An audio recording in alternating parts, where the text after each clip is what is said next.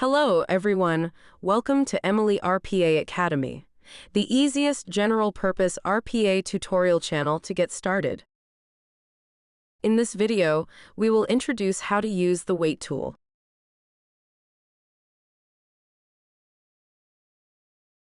This feature is similar to idle, as it allows waiting for changes in the web page, but with more flexibility.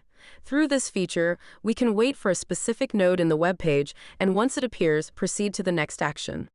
What are the benefits? If we use idle, we can only wait for a fixed time, such as 30 seconds. This means that if the web page finishes loading in 3 seconds, we still have to wait for an additional 27 seconds. However, wait can solve this problem. We can set it to wait for a specific node in the web page, and once that node appears, continue to the next action. So, when dealing with a web page that may take 3 to 30 seconds to load, you can set the wait time to a maximum of 30 seconds. If the node appears within 30 seconds, you proceed to the next action immediately, without waiting for the full 30 seconds if the page loaded in 3 seconds. Next, let's introduce how to use this tool. Open Emily, enter Training Mode, and go to the Web Automation Tool page in the official Emily documentation. Once on the page, if you want to click on different sections but find that the loading time when entering the official documentation is relatively long, preventing you from clicking on other sections immediately, you can set a wait.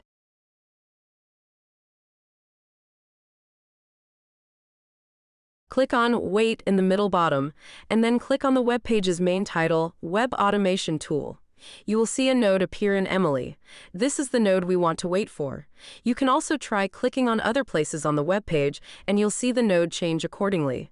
Next, you'll notice that the middle section displays the text of the selected node, allowing you to confirm if you've clicked on the desired text.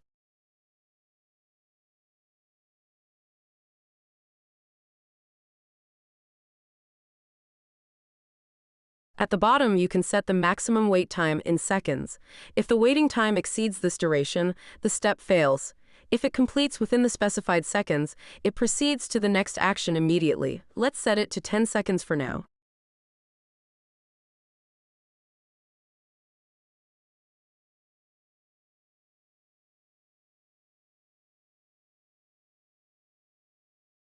If everything looks good, you can stop the training, give it a skill name, and upload.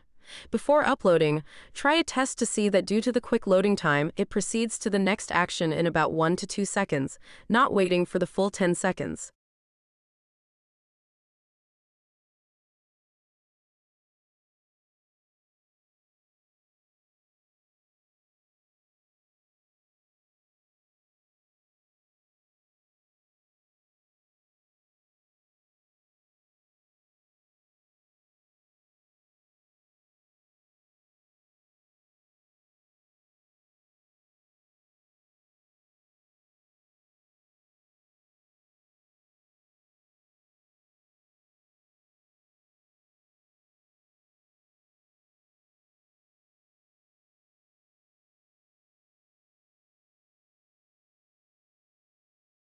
In the future, if you need to modify the command, you can also adjust the skill.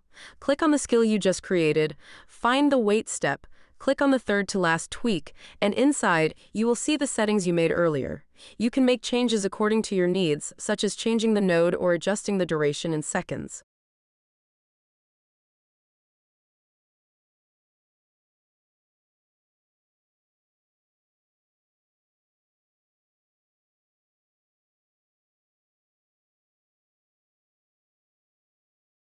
Additionally, if you modify the text in the middle, it may result in not being able to wait for the node, so it is not recommended to make changes.